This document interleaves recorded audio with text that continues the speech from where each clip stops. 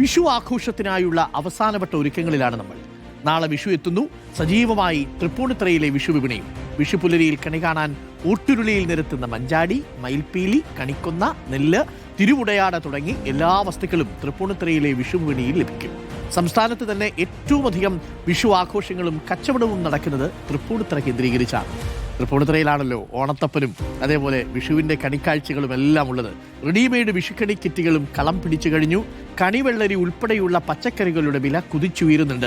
ഞങ്ങളുടെ പ്രതിനിധി തമിഴ്നാട്ടിലെ കമ്പത്ത് പോയപ്പോഴാണ് അവിടെ കണ്ട കാഴ്ച. മലയാളികൾക്ക് വിഷു ആഘോഷിക്കാനുള്ള സാധനങ്ങളും വിഭവങ്ങളും ഒക്കെ കമ്പത്ത് മാർക്കറ്റിൽ ഒരുങ്ങുന്നുണ്ട്. വലിയ തിരക്കാണ് കമ്പത്ത് മാർക്കറ്റിലും. തൃപ്പൂണിത്തറയിൽ നിന്ന് നിതിൻ സേവ്യരുണ്ട്. കമ്പത്ത് നിന്ന് രാഹുൽ സുരേഷും നമുക്കൊപ്പം തത്സമയം ചേരുന്നു. കോഴിക്കോട് പാളയം മാർക്കറ്റിൽ നിന്ന് അഭിജിത്ത് മുഴക്കുന്നും തത്സമയം നമുക്കൊപ്പം ചേരും. Good morning Nithin, good morning Rahul, good morning Abhijith. മൂന്ന് പേർക്കും അഡ്വാൻസ് വിഷു ആശംസകൾ. അപ്പോൾ നിതിനിലേക്ക് എത്തിയാൽ, നിതിൻ, തൃപ്പൂണിത്തറയിലാണ് വിഷുവിൻ്റെ മാർക്കറ്റിംഗ് തലസ്ഥാനം. ഒരുപാട് കിറ്റുകളൊക്കെ അവിടെ ഒരുങ്ങുന്നു എന്നറിയുന്നു.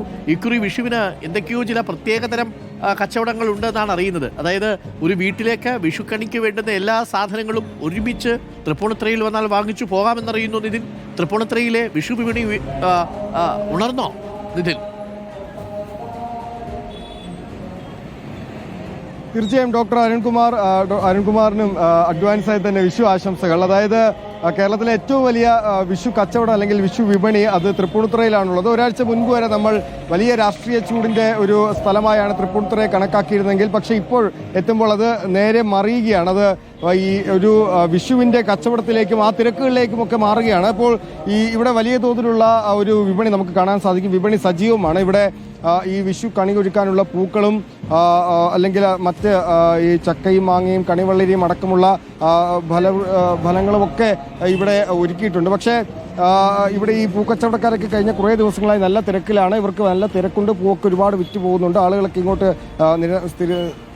വലിയ തോതിൽ തിരക്കിങ്ങോട്ടേക്ക് എത്തുന്നുണ്ട്. ഇപ്പോൾ പുലർച്ചെ ഇവിടെ ഈ മാർക്കറ്റിങ്ങിന് സജീവമായി വരുന്നേ ഉള്ളൂ. ഇപ്പോൾ ഈ ചില പൂക്കച്ചവടക്കാരുണ്ട്. ചേട്ടാ, ഈ കച്ചവടം എങ്ങനെയുണ്ട്? പൂക്കച്ചവടം എങ്ങനെയുണ്ട്? എന്നെ തുടങ്ങിയോളൂ. നല്ല കച്ചവടം. പൂവിന്റെ വിലയൊക്കെ കഴിഞ്ഞ വർഷത്തെ അപേക്ഷിച്ച് കൂടുതലാണോ? അല്ല, അത് തന്നെ അതിനേക്കായി കുറഞ്ഞാ കൊടുക്കണം.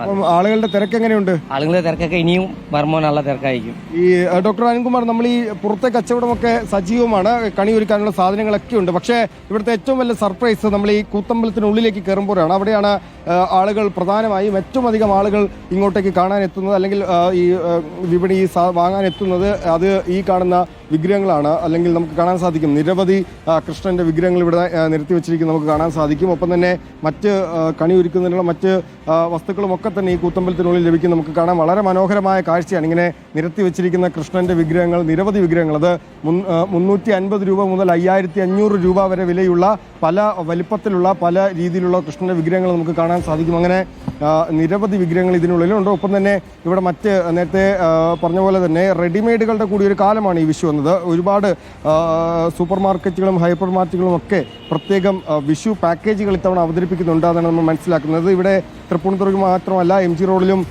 ഒപ്പം ബ്രോഡ്വേയിലും ഇടപ്പള്ളിയിലും ഒക്കെ തന്നെ ഇത്തരത്തിലുള്ള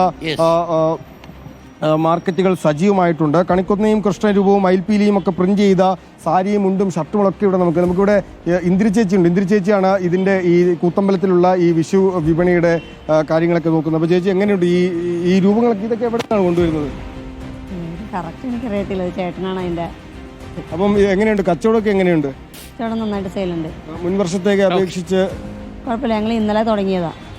ഇന്നലെയല്ല, അതിന് ഒരു മുന്നേ തുടങ്ങിയതാണ്. അപ്പോൾ അരുൺകുമാർ, നമുക്ക് നേരത്തെ പറഞ്ഞ പോലെ തന്നെ കൂടുതൽ റെഡിമെയ്ഡ് സാധനങ്ങളൊക്കെ നമുക്കിവിടെ കാണാൻ സാധിക്കും. ഇത്തവണ ഈ റെഡിമെയ്ഡ് സാധനങ്ങളും മറ്റ് അലങ്കാര വസ്തുക്കളൊക്കെ തന്നെ നമുക്ക് ഈ കൂത്തമ്പലത്തിനുള്ളിൽ വാങ്ങാൻ സാധിക്കും. അങ്ങനെ തൃപ്പൂണിത്തുറയും കൃത്യമായി അതിൻ്റെ ഒരു തിരക്കിലേക്ക് മാറുകയാണ്. ശരിക്കും നിതിൻ, ഇത് കാണുന്ന സമയത്ത് പ്ലാസ്റ്റിക് കണിയൊന്നും വാങ്ങാതിരിക്കുക എന്നുള്ളതാണ് നമുക്ക് പ്രേക്ഷകരോട് പറയാനുള്ളത്. പക്ഷേ യഥാർത്ഥത്തിലുള്ള കണിക്കൊന്ന എവിടെ പോയി കിട്ടും എന്നുള്ളതാണ്. കണിക്കൊന്നയൊക്കെ നമ്മുടെ നാട്ടിലൊക്കെ പൂത്ത് നിൽപ്പുണ്ട്. നമ്മുടെ കുട്ടികൾക്ക് വേനലവധിയല്ലേ, അവരെ ഒന്ന് പുറത്തോട്ട് വിട്ടാൽ മതി, അവർ കൊണ്ടുവരും. നമ്മളൊക്കെ കണിക്കൊന്നയ്ക്ക് വേണ്ടിയിട്ട് തൊട്ടപ്പുറത്തെ പറമ്പിലേക്ക് പോയതും അമ്പലത്തിൻ്റെ തൊടിയിലേക്ക് പോയതും വീടിന് മുകളിലുള്ള ഏതെങ്കിലും ചെറിയ വനത്തിൻ്റെ ഇറമ്പുകളിലേക്കൊക്കെ പോയതുമൊക്കെ സൂക്ഷിച്ചു പോകണം. അങ്ങനെ കണിക്കൊന്നയൊക്കെ കൊണ്ടുവരുമ്പോഴാണല്ലോ അതിൻ്റെ ഒരു ഭംഗി. ഈ പ്ലാസ്റ്റിക് വെച്ചിട്ടുള്ള കണി അത്ര സുഖമുള്ളൊരു പരിപാടിയല്ല.